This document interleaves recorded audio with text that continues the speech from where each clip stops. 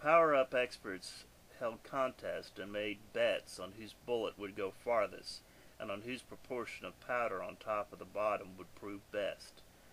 The bolder boys tried to impress girls by shooting the bullet while holding the cartridge. Often the cartridge or detonator hit a boy or some bystander.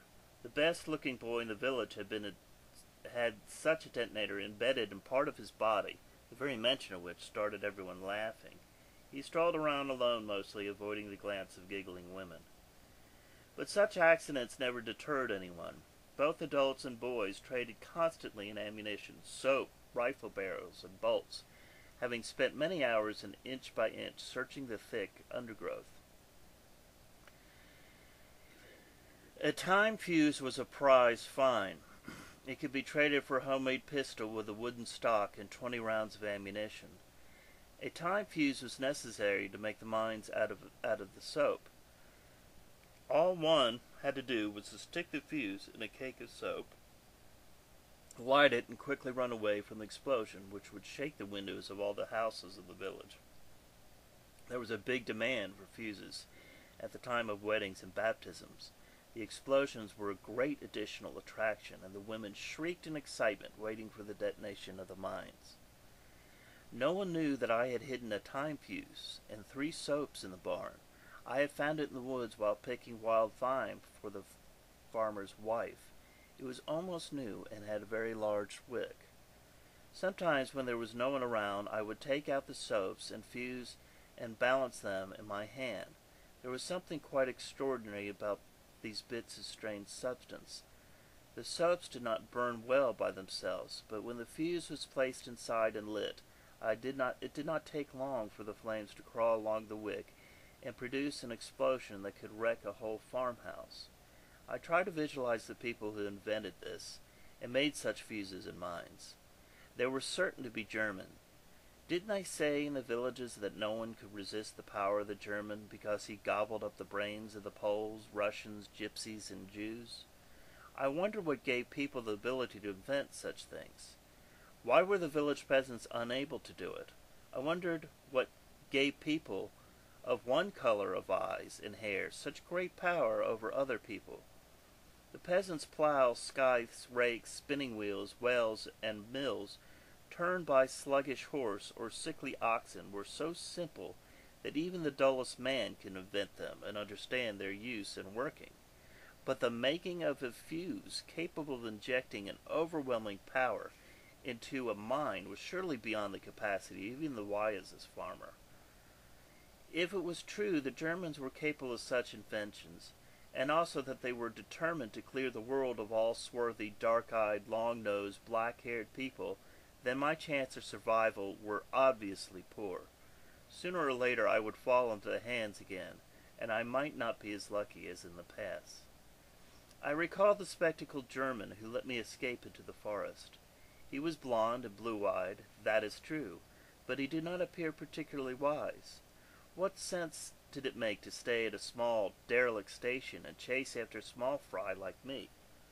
If what the head peasants of the village had said was true, then who was going to make all the inventions when the Germans were busy guarding the little railroad stations? It seems that even the wisest man could not invent very much at such a small, miserable station. I dozed off visualizing the inventions I would like to make.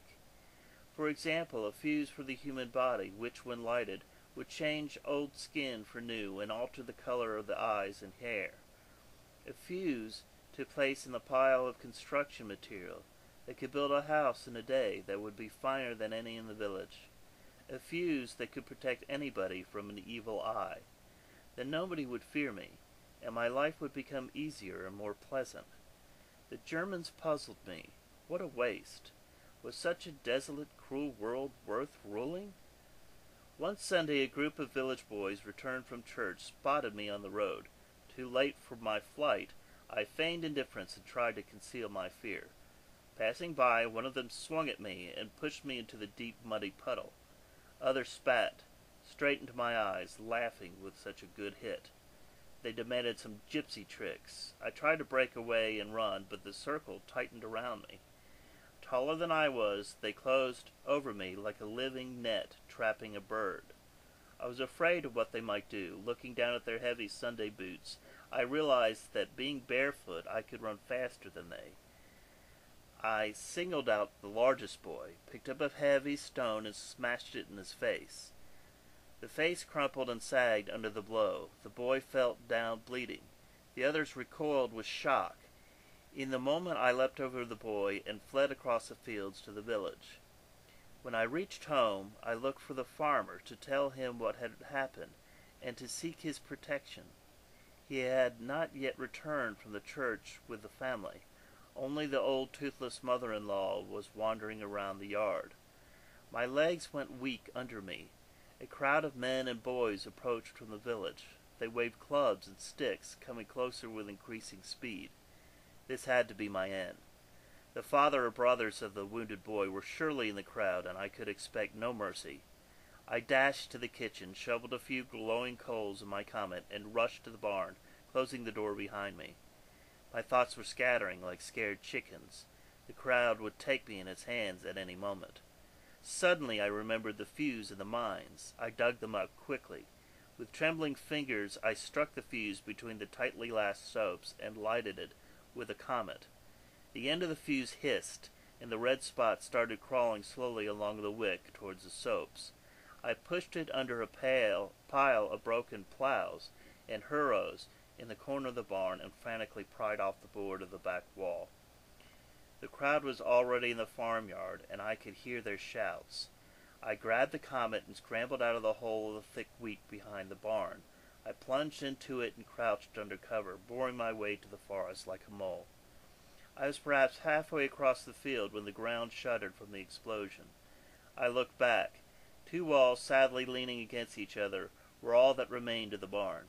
Between them rolled a mass of splintered boards and swirling hay. A cloud of dust mushroomed above.